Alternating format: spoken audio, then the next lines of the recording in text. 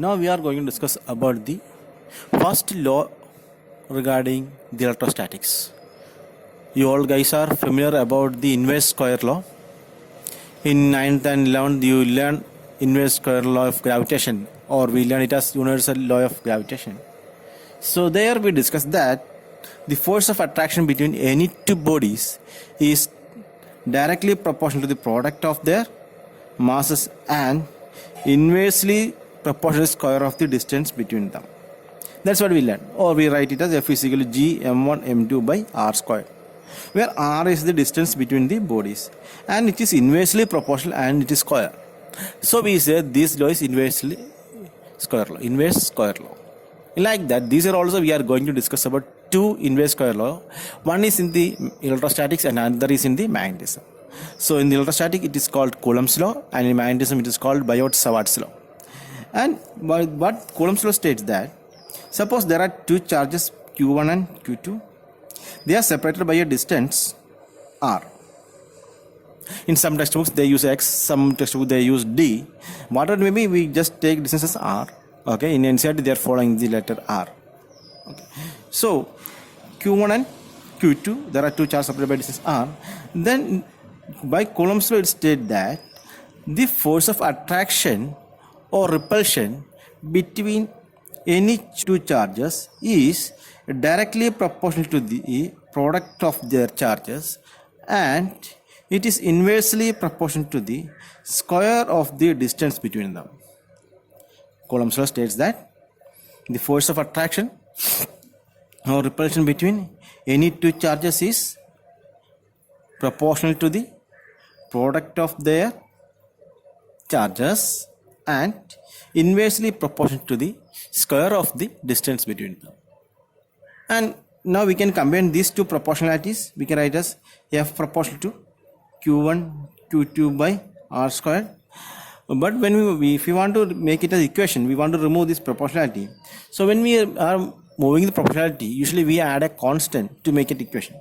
So here we are going to add F is equal to K into Q1 Q2 by r squared.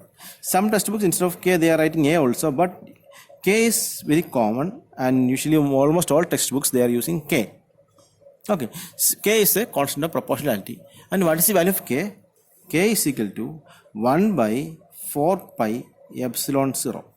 1 by 4 pi epsilon 0. And where the value of this epsilon is equal to 8.854 into 10 raised to minus 12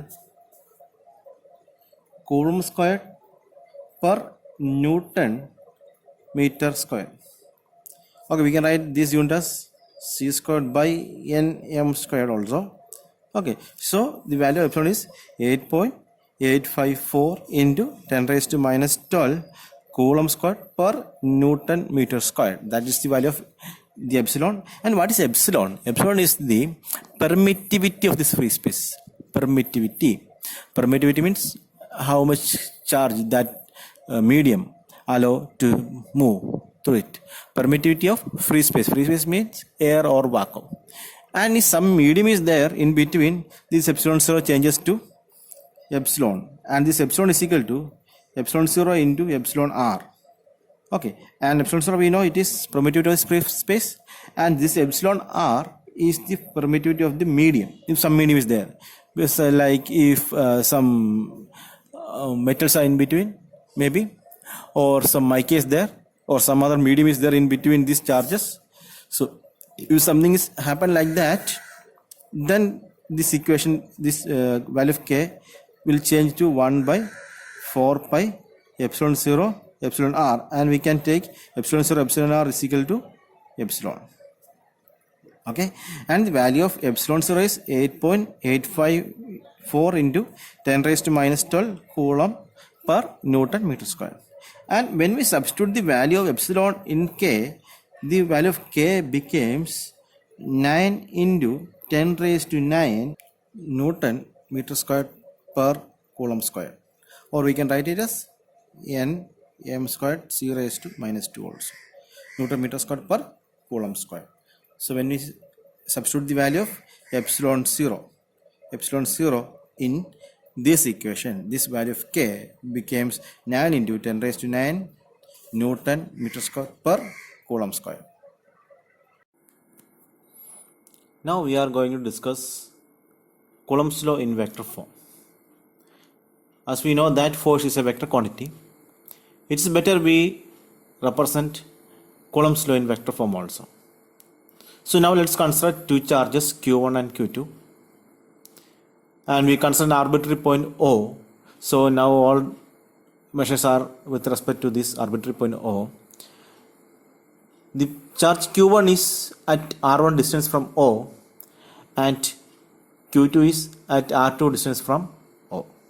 And the distance between Q1 and Q2 by triangle law of vector addition is R21, that is R2 minus R1.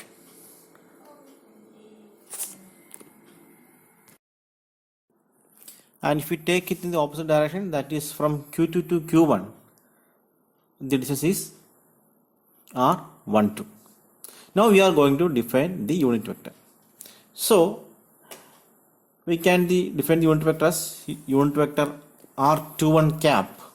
So the cap stands for the unit vector, is equal to vector R21 by magnitude of R21. So this is the equation for the unit vector, and we can define unit vector R12 also, R cap 12 also. R cap 12 is equal to vector R12 by magnitude of R12. So for the first one, unit vector R21 is the direction from Q1 to Q2, and the direction of R12 is Q2 to Q1. From the figure and based on the above discussion, we can understand that R21 and R12 are equal in their magnitude, but they are opposite in their direction. That is, R21 cap is equal to minus R12 cap. That means they are equal but opposite in direction. When we discuss about the vector form of a Coulomb's law, so we have to consider the two forces. That is, the force exerted by the second body on the first body. Here the body is the charge, second charge on the first charge, and second one is the force by the first charge on the second one. So the force exerted by second charge on the first one, we represent it as F21, that is equal to 1 by 4 pi epsilon 0 Q1 Q2 by R21 square into R cap 21. That R cap gives the direction. And F12, that is the force exerted by the first charge on the second one. That is F12 is equal to 1 by 4 pi epsilon 0 Q1 Q2 by R12 squared into R cap 12. So comparing these two equations, we understood that the magnitude wise both are same, but the only change is in the direction because of the change in the direction of the unit vector.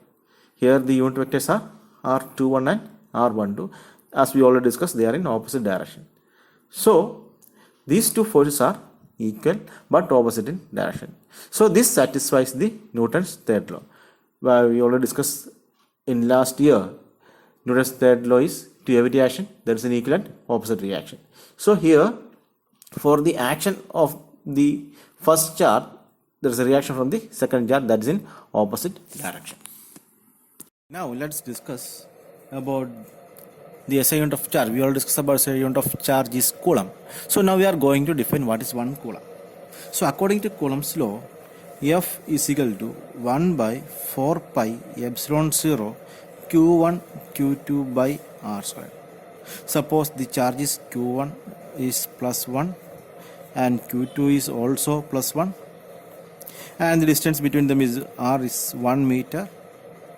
Okay, so then F becomes 1 by 4 pi epsilon 0. Okay, that means there is no medium inside, in between, it is free space. And we discussed the value of 1 by 4 pi epsilon 0, it is 9 into 10 raised to 9.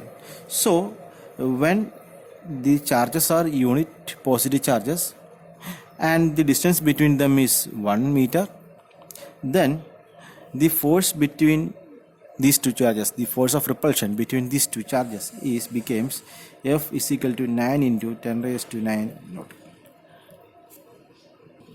So we can define 1 coulomb.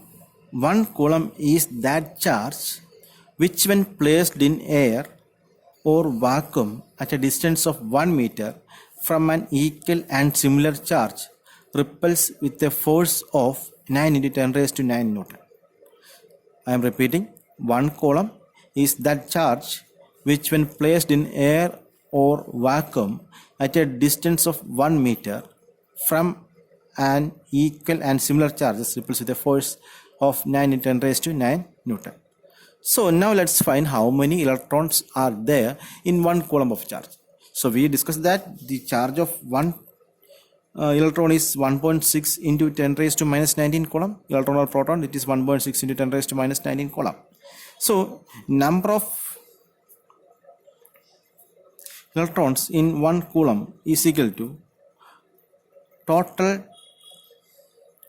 charge divided by charge of 1 electron. Charge of 1 electron. That is equal to total charge is 1 coulomb and charge of 1 electron is 1.6 into 10 raised to minus 19 coulomb. So when we divide, what we got, it is 6.25 into 10 raised to 18 electrons. 6.